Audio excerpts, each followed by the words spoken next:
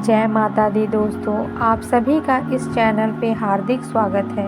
आज हम सभी सुनेंगे शुक्रवार के संतोषी माता की व्रत कथा। अगर आप शुक्रवार का व्रत करते हैं तो शुक्रवार की व्रत कथा जरूर सुननी या पढ़नी चाहिए। ऐसा करने से माता की पूजा अर्चना संपूर्ण होती है। आइए जानते हैं शुक्रवार की व्रत कथा के बारे में।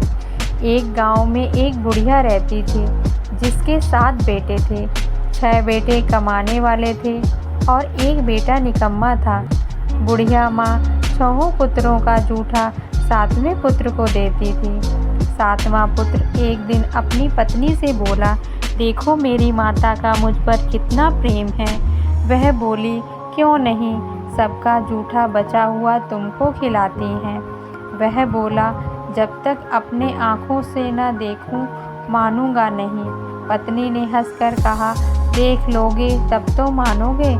कुछ दिन बाद एक बड़ा त्योहार आया। घर में 7 प्रकार के भोजन और चूरमा के लड्डू बने।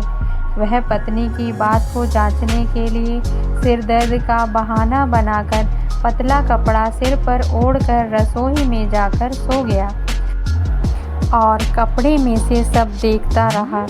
6 भाई भोजन करने आए। उसने देखा माँ ने उनके लिए सुंदर सुंदर आसन बिछाए, 7 प्रकार की रसोई परोसी और आग्रह कर कर के उन्हें भोजन कराती रही। वह देखता रहा। 6 भाइयों ने भोजन करके उठ गए। तब माँ ने उनकी थालियों में से लड्डुओं के टुकड़ों को उठाया और एक लड्डू बनाया। जूठन साफ कर माँ ने उसे पुकारा, उठ बेटा उठ, तेरे भाइयों ने भोजन कर लिया है, तू भी उठकर भोजन कर ले। उसने कहा, माँ मुझे भोजन नहीं करना, मैं परदेश जा रहा हूँ। माता ने कहा, कल जाना है तो आज ही जा। वह बोला, हाँ हाँ जा रहा हूँ। यह कहकर वह घर से निकल गया। चलते समय उसे पत्नी की याद आई।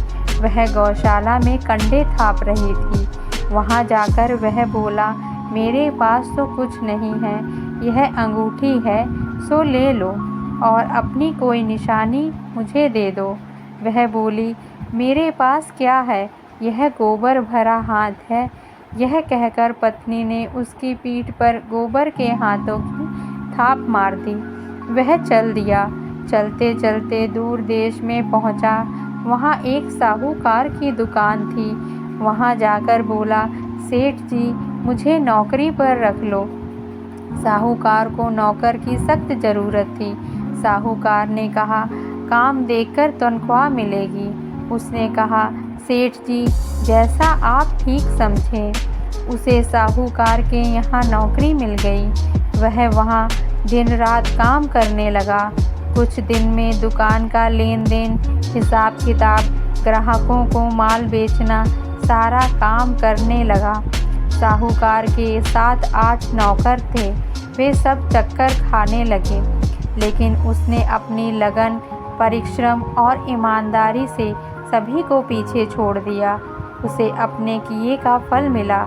सेठ ने भी उसका काम देखा और 3 महीने में ही उसे मुनाफे में साझीदार बना लिया। परिश्रम करते करते 12 वर्ष में ही वह नगर का नामी सेठ बन गया और सेठ अपना सारा कारोबार उस पर छोड़कर बाहर चला गया। इधर उसकी पत्नी पर क्या बीती वह सुने। सास ससुर उसे दुख देने लगे। गृहस्थी का काम करवा कर उसे लकड़ी लेने जंगल में भेजते। इस बीच घर की रोटियों के आटों से जो भूसी निकलती उसकी रोटी बनाकर रख दी जाती और फूटे नारियल की नरेली में पानी दिया जाता। इस तरह दिन बीतते रहे। एक दिन वह जंगल में लकड़ी लेने जब जा रही थी तब उसे रास्ते में बहुत सी स्त्रियां संतोषी माता का व्रत करती हुई दिखाई दी। यह वहां खड़ी होकर पूछने लगी, बहनों यह तुम किस देवी का व्रत करती हो और इसके करने का फल क्या होता है? इस व्रत के करने की क्या विधि है? यदि तुम अपने इस व्रत का विधान मुझे समझा कर कहोगी तो मैं तुम्हारा बड़ा एहसान मानूंगी। उनमें से एक स्त्री बोली, सुनो यह संतोषी माता का व्रत है। इसके करने से निर्धनता, दरिद्रता का नाश होता है, लक्ष्मी आती हैं, मन की चिंताएं दूर होती हैं, मन को प्रसन्नता और शांति मिलती है। निपुति को पुत्र मिलता है, प्रियतम बाहर गया हो तो वह शीघ्र लौट आता है। कुंवारी कन्या को मनपसंद वर मिलता है, चलता मुकदमा खत्म हो जाता है, कलह कलेश की निवृत्ति होती है, शांति होती है। घर में धन जमा हो तो धन जायदाद का लाभ होता है तथा और भी मन में जो कुछ कामना हो सब संतोषी माता की कृपा से पूरी हो जाती है। इसमें तनिक भी संदेह नहीं। वह पूछने लगी, यह व्रत कैसे किया जाता है, यह भी बताओ तो बड़ी कृपा होगी। वह स्त्री कहने लगी, बिना परेशानी, श्रद्धा और प्रेम से जितना भी बन सके प्रसाद लेना, 5.25 पैसे से 5.25 आने तक। इससे भी ज़्यादा शक्ति और भक्ति के अनुसार गुड़ और चना लें। हर शुक्रवार को निराहार रहकर कथा कहना और सुनना। लगातार नियम का पालन करना। सुनने वाला कोई ना मिले तो घी का दीपक जलाकर उसके आगे जल के पात्र को रखकर कथा कहना और सुनना, परंतु नियम न टूटे जब तक कार्य सिद्ध ना हो। नियम पालन करना और कार्य सिद्ध हो जाने पर व्रत का उद्यापन करना। 3 मास में माता पूरा फल प्रदान करती हैं। यदि किसी के ग्रह खोटे हैं तो भी माता 1 वर्ष में ही अवश्य उनको अनुकूल करती हैं। कार्य सिद्ध होने पर ही उद्यापन करना चाहिए, बीच में नहीं। उद्यापन में 2.5 सेर आटे का खाजा तथा इसी अनुसार खीर तथा चने का साग बनाना चाहिए। 8 बच्चों को भोजन कराना। जहाँ तक मिले देवर, जेठ, भाई, बंधु, कुटुंब के लड़के लेना। ना मिले तो रिश्तेदारों के और पड़ोसियों के लड़के बुलाना। उन्हें भोजन कराकर यथार्थ शक्ति दक्षिणा देना। माता का नियम पूरा करना। ध्यान रखना उस दिन घर में कोई खटाई न खाए। यह सुन वह वहाँ से चल दी। रास्ते में लकड़ी के बोझ को बेच दिया और उन पैसों से गुड़ चना ले माता के व्रत की तैयारी कर आगे चली। रास्ते में संतोषी माता के मंदिर में जा माता के चरणों में लौटने लगी। विनती करने लगी, माँ मैं दीन हूँ, निपट मूर्ख हूँ, व्रत के नियम कुछ नहीं जानती, मैं बहुत दुखी हूँ। हे माता मेरा दुख दूर कर, मैं तेरी शरण में आई हूँ। माता को दया आई। एक शुक्रवार बीता कि दूसरे शुक्रवार को ही उसके पति का पत्र आया और तीसरे शुक्रवार को उसका भेजा हुआ पैसा आ पहुंचा। यह देखकर जेठानी मुंह सिकोड़ने लगी। इतने दिनों बाद इतना पैसा आया है, इसमें क्या बड़ाई है। लड़के ताने देने लगी। काकी के पास अब पत्र आने लगे हैं, रुपया आने लगा है, अब तो काकी की खातिर बढ़ेगी, अब तो काकी बुलाने से भी नहीं बोलेगी। बेचारी सरलता से कहने लगी, भैया पत्र आए, रुपया आए तो हम सबके लिए अच्छा है। ऐसा कहकर आंखों में आंसू भरकर संतोषी माता के मंदिर में चली गई। मातेश्वरी के चरणों में गिरकर रोने लगी। माँ मैंने तो तुमसे पैसा नहीं मांगा, मुझे पैसे से क्या काम, मुझे तो अपना सुहाग से काम है। मैं तो अपने स्वामी के दर्शन और सेवा मांगती हूँ। तब माता ने प्रसन्न होकर कहा, जा बेटी तेरा स्वामी जल्दी ही आएगा। यह सुन खुशी से बावली हो वह घर आकर काम करने लगी। संतोषी माँ विचार करने लगी, इस भोली पुत्री से मैंने कह तो दिया है कि तेरा पति शीघ्र आएगा, पर आएगा कहाँ से। वह तो इसके स्वप्न में भी नहीं इसे याद करता। उसे इसकी याद दिलाने के लिए तो मुझे वहाँ जाना पड़ेगा। संतोषी माता ने उस बुढ़िया के बेटे को स्वप्न में समझाया, पुत्र तेरी घरवाली कष्ट उठा रही है। यह बोला, हाँ माता यह तो मुझे भी मालूम है, परंतु क्या करूं, वहाँ कैसे जाऊं। परदेश की बात है, लेन देन का सारा हिसाब किताब है, कोई जाने का रास्ता नजर नहीं आता। आप ही कोई राह दिखाएं कि वहाँ कैसे जाऊँ। माँ कहने लगी, सवेरे नहा धोकर संतोषी माता का नाम ले, घी का दीपक जलाकर दंडवत कर और दुकान पर जा बैठना। देखते देखते तेरा लेन देन चुक जाएगा, जमा माल बिक जाएगा, सांझ होते होते धन का ढेर लग जाएगा। वह अगले दिन सुबह बहुत जल्दी उठा। उसने अपने मित्र बंधुओं परिचितों से स्वप्न में माता द्वारा कही गई बात कह सुनाई। वे सब उसकी बात सुनकर उसकी खिल्ली उड़ाने लगे। वे कहने लगे, कहीं कभी सपने की बात भी सच्ची होती है। एक बूढ़ा व्यक्ति बहुत समझदार था। वह बोला, देखो भाई, मेरी बात मानो। इस तरह साच या झूठ कहने के बदले देवी ने जैसा कहा है वैसा ही करो। तेरा क्या जाता है। बूढ़े की बात मानकर नहा धोकर उसने संतोषी माता को प्रणाम किया। फिर भी घी का दीपक जलाकर दुकान पर जा बैठा। शाम तक धन का ढेर लग गया। वह हैरान हुआ। मन में संतोषी माता का नाम ले प्रसन्न होकर घर जाने के वास्ते गहना, कपड़ा, वह सामान खरीदने लगा।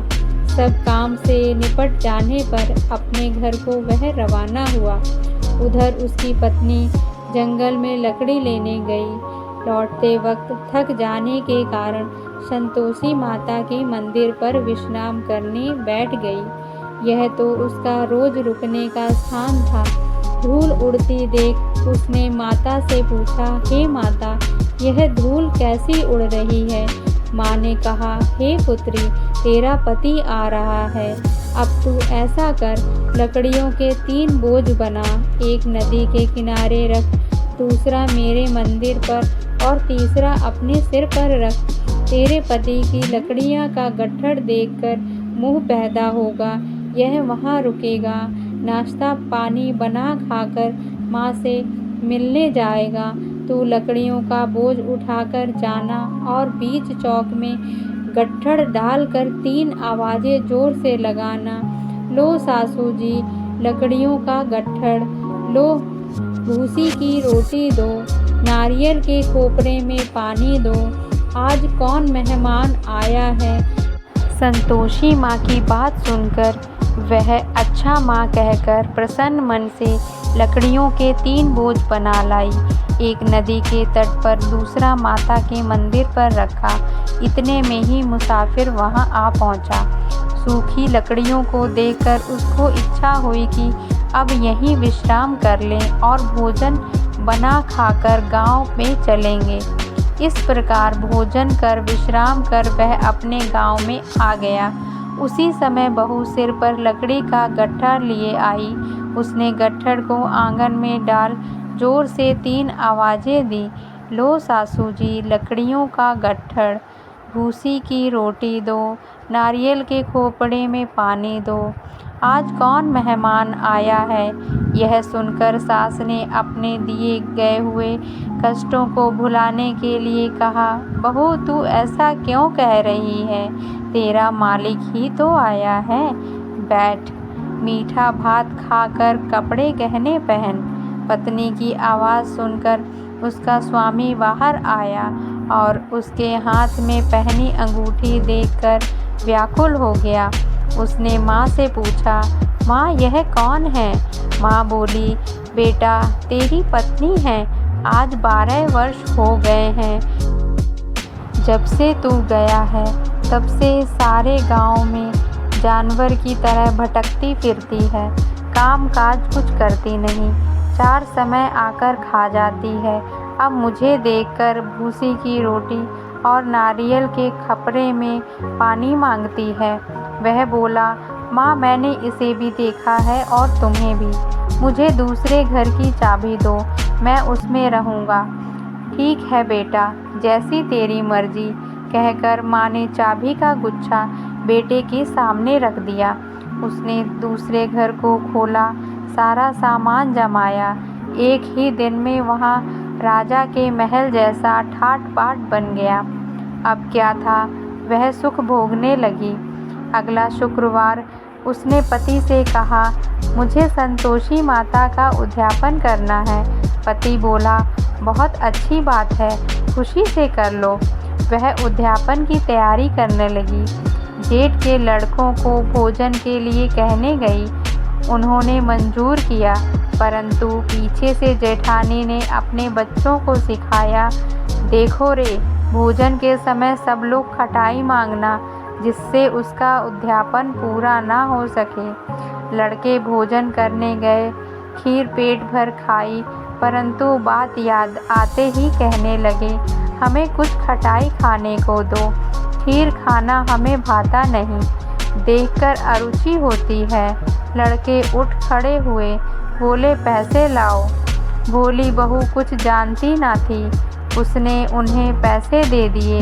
लड़कों ने बाजार जाकर उन पैसों से इमली खरीदी और खाई। यह देखकर बहू पर माताजी ने कोप किया। राजा के दूत उसके पति को पकड़ कर ले गए। अब सब मालूम हो जाएगा जब जेल की रोटी खाएगा। बहू से यह वचन सहन नहीं हुए। वह संतोषी माता के मंदिर में आ गई और कहने लगी, माता, तुमने यह क्या किया? हंसाकर क्यों रुलाने लगी? माता बोली, पुत्री, तूने मेरा व्रत भंग किया है। इतनी जल्दी सब बातें भुला दोगी तो यह कैसे होगा? वह बोली, माता, भूली तो नहीं हूँ, ना कुछ अपराध किया है। मुझे तो लड़कों ने भूल में डाल दिया था, मुझे क्षमा करो माँ। माँ बोली, ऐसी भूल भी कहीं होती है क्या? यह बोली, अब कोई भूल नहीं होगी माँ। अब बताओ मेरे पति कैसे आएंगे? माँ बोली, पुत्री, जा, तेरा पति तुझे रास्ते में ही आता मिलेगा। वह मंदिर से निकलकर बाहर आई तो रास्ते में उसे अपना पति आता हुआ मिला। उसने पूछा, कहाँ गए थे?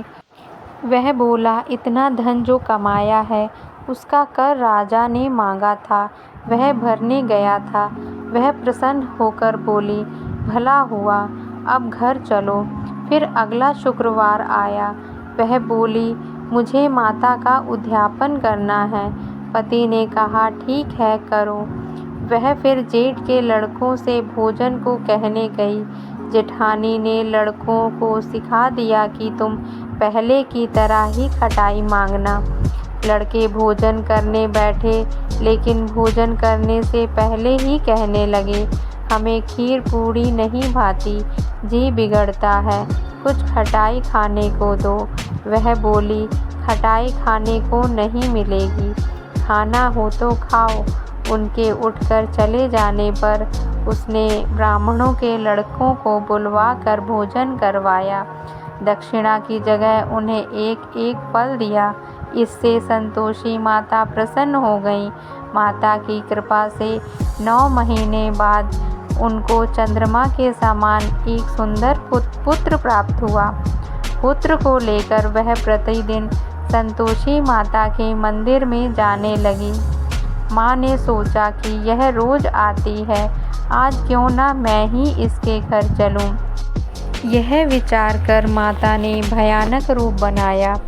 गुड़ और चने से सना मुख, ऊपर से मुंड के समान होंठ, उस पर मक्खियाँ भिनभिना रही थीं।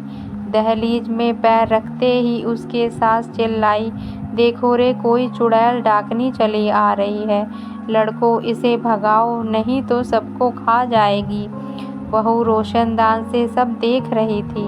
वह प्रसन्न हो उठी, आज मेरी माता मेरे घर आई हैं। यह कहकर दूध पीते बच्चे को गोद से उतार दिया।